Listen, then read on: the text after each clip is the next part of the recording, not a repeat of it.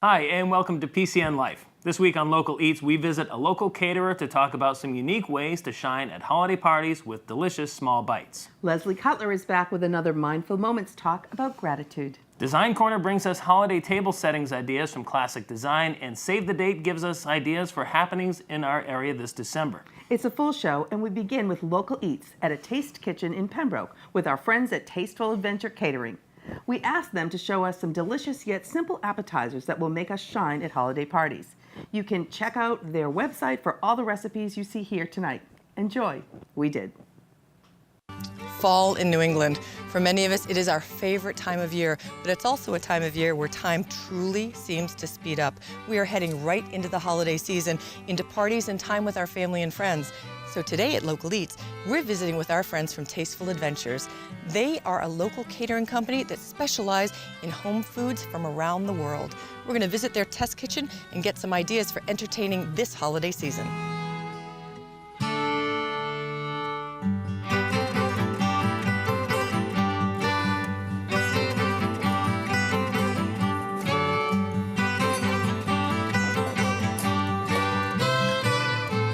Many of us know Lisa Matei McDonald from her years as the director of the Plymouth Independent Film Festival, as well as years as a film producer and marketing professional. Lisa, tell me, how do we go from film to the art of food as a catering company? Well, thank you, Donna. It's a good question.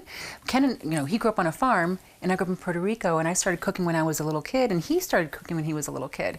So we both enjoyed cooking over the years. So when we had people over, we would have either a Puerto Rican feast, or we'd do a vegetarian Mexican feast, and so we decided to try catering. So you took your love of food and your love of entertaining and built a company called Tasteful Adventures. Yes. Now, for those of us who do not cook on a daily basis necessarily, we might need some help in thinking about some wonderful things we can do during the holidays. So we're hoping you can give us some advice. And I think, given where you come from, we must start with some Puerto Rican classic home cooking. Absolutely. What do we have here? Okay, we have here is traditional empanadas, but basically we're mixing it up for the holidays and for football season.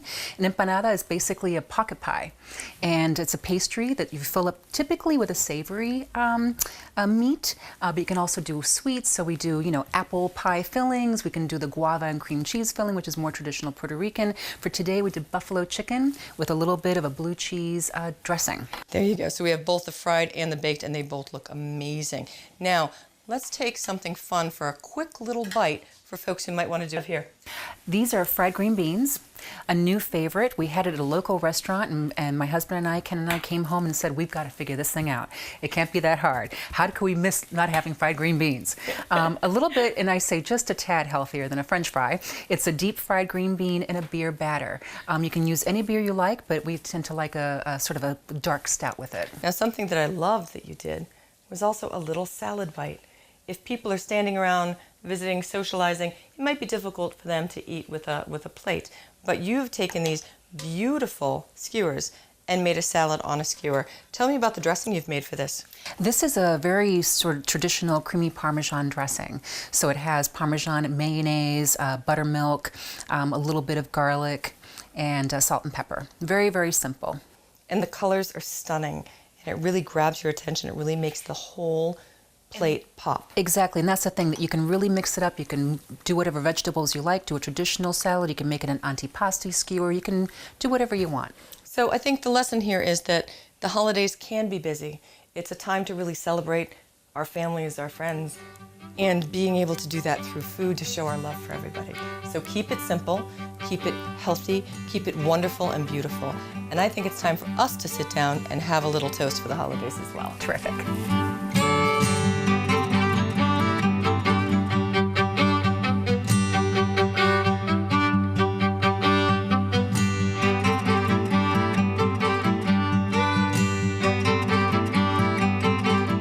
Lisa, thank you so much for having us today, for sharing your love of food and family with us. You've given us some wonderful, simple, and fun ideas as to how we can show our love through food for our families this holiday season. My pleasure. Thank you. For Local Eats, I'm Donna Rodriguez. Happy holidays to you and yours. Cheers.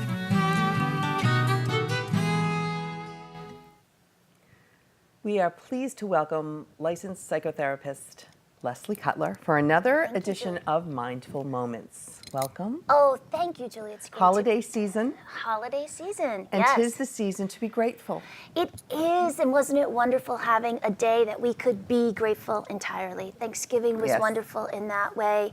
And I'm sure a lot of us were feeling happy because we did take that time to be, to be thankful and gracious for what we have. Right. But today I really want to talk about the importance of trying to put that into not just the holiday season, but into your overall life and incorporating into your day-to-day. Okay. And it's very important, yes, gratitude and being grateful sounds like a good thing. I don't think anybody's going to argue that. Right. But, research has shown, and it's very interesting, that practicing gratitude on a regular basis improves not only your mental health, but your physical health, and it also creates better self-esteem and improves relationships overall.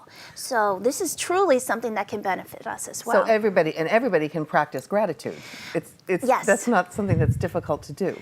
Well, I think some Or shouldn't people be. have a harder time than others. Right. It shouldn't be difficult to be but, grateful. it's interesting to think about how you want to incorporate this into your life and really kind of giving it the space of what place is this going to have in my life?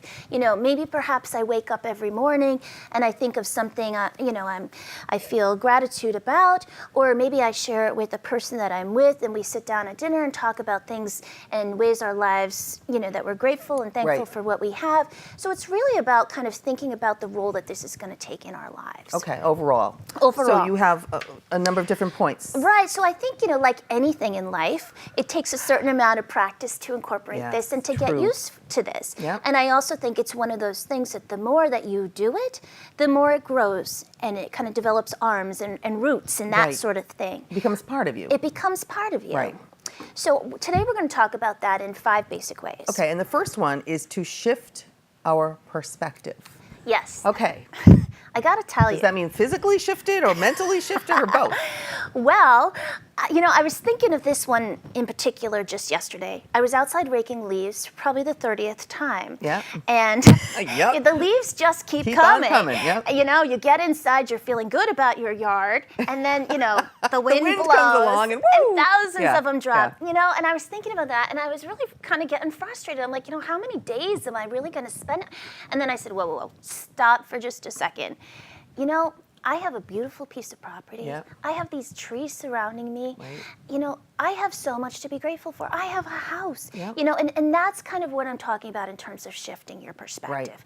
Really kind of taking something that might seem a little bit like a drag, Yep. a source of frustration, and saying, wait a second, there are blessings Right. and there are things for me to be grateful in this. See the beauty in the mundane. See the Yeah. beauty in the mundane. Okay, so that was number one, shifting your perspective. Yes. So number 2 is sow the seeds of gratitude every day.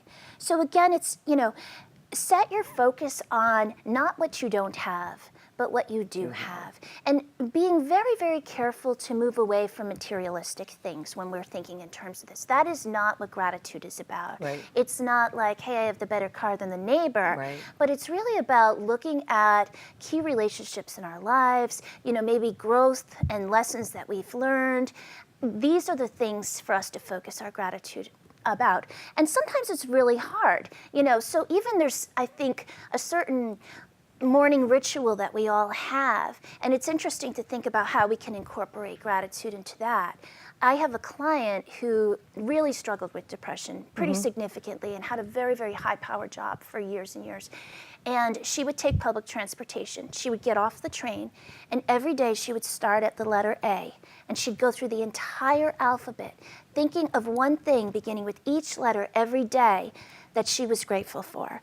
Wow. And that helped her tremendously in terms of shifting her mindset, Right. starting her day Right. in a more healthy, happy way. Sure. And it became her morning ritual. So it's so important to find our own ritual and incorporate Right. our lives into that. And when you wake up, instead of dreading the day, you're grateful for the day. Yes. And that's another shift of perspective, And that's too. another, Right. absolutely. And the same with going to bed at night. Right. If you're thinking that you're entering slumber in a place of happiness and calm, which will then, of course, allow you to sleep deeper better. and sleep deeper, Right. So, Right. yes, a lot of Okay. these things are important. Now, give thanks for difficult times. Okay, this is the challenge. This is the place where it doesn't perhaps come so easy. Right. You know, especially within the face of loss and grief and, you know, major shifts in our life. And this is, you know, a place where we all struggle. But, you know, I think as long as we continue to practice that daily gratitude, Yep. it helps ease some of that in the moment. It might take the edge off a little bit Right. when things do look incredibly dark Right. and overwhelming. Right. You know what? I always told my kids too, sometimes things seem so awful at the moment. Yeah. But I say, wait, a year from now, you'll Yes. look back and you'll say, that's why this happened. Yes, and There's the always- pieces come together. Yeah, and this whole silver lining that, you Yeah. know, it might be a cliche, but it's true. It's so Even, true. like you said, even the bad stuff it helps your perspective. It helps you be a better person. It does. And even like you're saying, to kind of branch off from that, are thinking of those dark times after the fact. Right. And saying, you know, my life has changed significantly from then. Yep. There still might be things that don't quite make sense, Right. but look how much happier I am now. Right. So, you know, if the pieces aren't all together, that's okay. Yeah. But I'm in a better place and I'm feeling more positive, and, you know, I can Yep. reflect back on that with gratefulness. Right. Okay, so 4? Number 4 is to remember and to appreciate the smallest blessings. You know, and it's so true. We are better than 75% of the world's population if we have a roof over our head, right. food to eat, and a job to go to. Just turn on the news every day. And Honestly, Yep. you know, we don't live in Syria. We don't have to worry about our personal safety on a level like the individuals Right. that live there do. And, you know, again, it's just really kind of paying attention and celebrating these very, very basic blessings that we do have that sometimes we take for granted. Right. And even finding blessings in things that at the time don't look like they're blessings. Yes. You know, like Yes. even like if you're in a line at the supermarket and, you know, Yeah. okay, I got 10 people in front of me, but then you chat with the person next to you. Right. Or you give a smile to somebody who needed it. Yes. And all of a sudden, that mundane event becomes something that you're grateful for. Right, and also maybe the other person that you smiled at truly needs Needed it, that, right. needs to feel that connection, to Right. feel like they're seen and feel like they're acknowledged, That's and right. that could have a profound influence. That's right. Now, your 5th one is to build a bank of gratitude. And you know, I think we all have different ways of doing this, and it really is about finding what's going to work for you. I have a box that I keep, and in it I keep special letters. I, you know, maybe some things that I've written, some pictures, and it really is kind of a place where I keep a reminder of the things that I'm most grateful for. I've seen this done in a lot of ways, and especially with children, it can be good. If you have a large bowl, and each day they write something down and can put it in. Oh, that's a good idea. And then, you know, maybe when things seem a little bit intense, it's a good time for them to go and pull something from the gratitude bowl and to reread it as a reminder. Right. I mean, there are many, many different ways. Or even just having a nice notebook or journal that you write in on a daily basis, and, you know, maybe write your thoughts and feelings, but then list 1 or 2 things that you're grateful for. Right. So that bank can take on many forms, depending That's on. a good idea, though, to write them down for the kids to For do. the kids, And that's- yeah. what a great habit to get into, too. And like you said, it's all habits. It's all all of this habits. behavioral Right. stuff Right, that you give to us and you talk to us about is all really habits that you just got to practice every day, and then they It is. become part of you. They do become part of you, and they truly do help your perspective. You know, and it's interesting, Oprah Winfrey said this quote one time, and I'll never forget it. I've sort of carried it with me. It says, "Be thankful for what you have, and you'll end up having more. If you concentrate on what you don't have, you will never, ever have enough." Yeah. And I think that that's so true, and it's Right. something important to kind of bring with us. Right. And in our last minute, what advice would you give to parents about children and the whole holiday season, where it's all about the presents and all about what Yeah. Santa's going to bring me? And Right, what, right. How do you put that in perspective for children? And that's a tough one. I mean, every year I try to find ways of incorporating some level of gratitude into our Thanksgiving or our Christmas season. And it, you know, it really depends. There, you know, one thing might be to, you know, adopt a child type of thing, to maybe do some anonymous acts of kindness. Yes. And we did that 2 years ago, where we had bought a number of little gift cards. And, you know, in the middle of the night, it was a bit of a, you know, a show where we dropped them off in people's mailboxes. And, you know, that's and so the kids were all excited because they felt like they were up past their bedtime, or Sure. or maybe even having them buy a present for Yeah. a child that's in this social service system, or, Right. or something along those Yep. lines. But some way bringing that awareness back And onto the remind your home front. children that Yes. you have a lot to be grateful for. Absolutely. And we are so grateful for you. Oh, Thank thank you so Julie. much. It's a joy to be here. 10 minutes goes so fast with you. It goes so fast. Thank you so much. Thank and you. we'll have Leslie back again. Design Corner brings us back to Classic Design in Duxbury for some tips on making your holiday table settings stand out this season.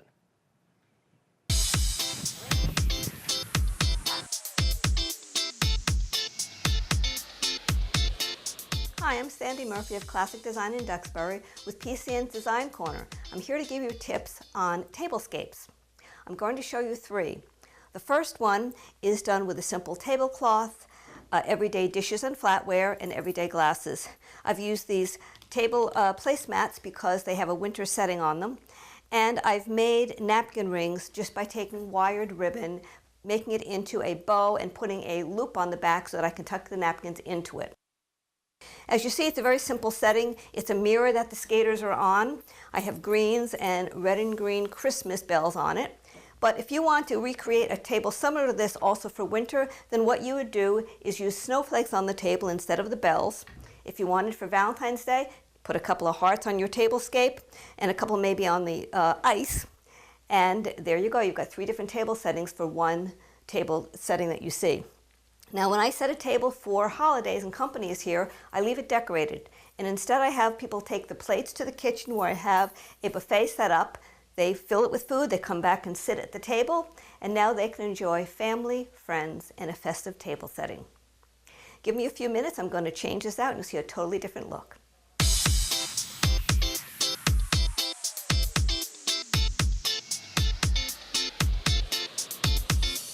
This next table setting is more formal than the last because I used a more formal tablecloth, fine china, sterling, and crystal. But I made the tablescape down the center fun because I used Santas. This is so easy for you to do. If you have extra wine glasses, you can use them on your table. If you don't, you can buy them at antique shops or consignment shops. Just make sure you get different heights when you do that and add some extra Christmas ornaments you might have. And then you can do little things like these are just little gifts, some greenery. Your table is set. Again, when you're eating, leave it set. Have people go to the next room if you have a space for a buffet, and have them come back and enjoy the table. Again, when you have a tablescape that's already on the table, it makes it feel like a special occasion. Now, I've set 2 tables really for the adults. If you don't have room at your adult table for children, where are they going to eat? I'll show you in a minute.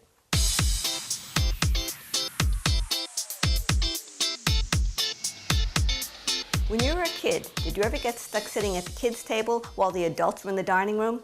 I didn't. I wasn't happy about it. Always felt I was missing something. Well, if you set a kids' table for your relatives when they arrive, for the little ones, and you set it in your kitchen like this, it's specially designed for children, and they are going to love being at their special table. So it's very easy to do this. I have used paper plates of 2 different sizes. You can use whatever you have, but make sure they're different sizes for the snowman. And use your cutlery. One of them becomes the brim of his hat. The hat is made from just a cocktail napkin. And then raisinets, a piece of carrot, on a placemat, of course, it looks good that way. And then some snowflakes, some snow. And my centerpiece is made from 2 very inexpensive things I got at the Dollar Tree store and just tied them together. And your table is done. The kids will love it. I hope I've inspired you to do some creative things for your holidays. Remember, keep it stress-free and relaxed. You're supposed to have fun. I'm Sandy Murphy. I want to wish you a happy holidays from Classic Design and PCN's Design Corner.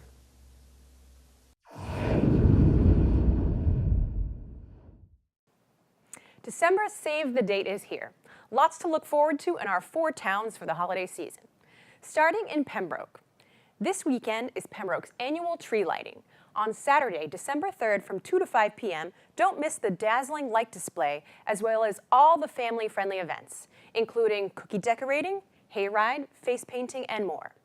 The big man himself, Santa, will roll in style with the Pembroke Fire Department to light the tree and meet the kiddos around 5 p.m.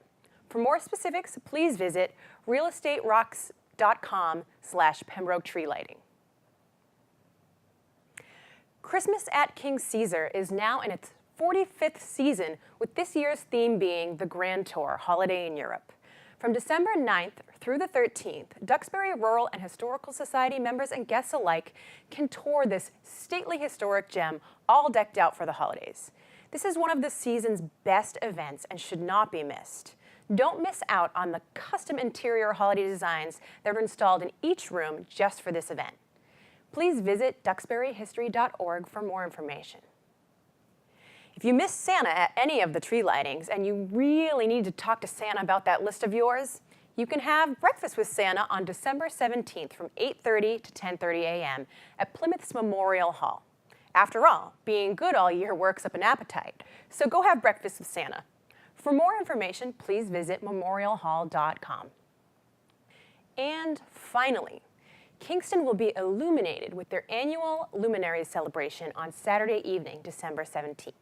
Road closures begin at 5 p.m. and the tree lighting and caroling will begin at 6 p.m. on the town green. Enjoy a candlelit walk along Kingston's historic area with churches and homes opening their doors with smiles and warm cups of cider. The event runs till 8:30 p.m. and if you're looking to volunteer this year, please contact Chris Varaca through the fire station at 781-585-0532. 'Tis the season for family fun and giving. I'm Maureen Bates with PCN's Life Save the Date December. Go enjoy those holidays.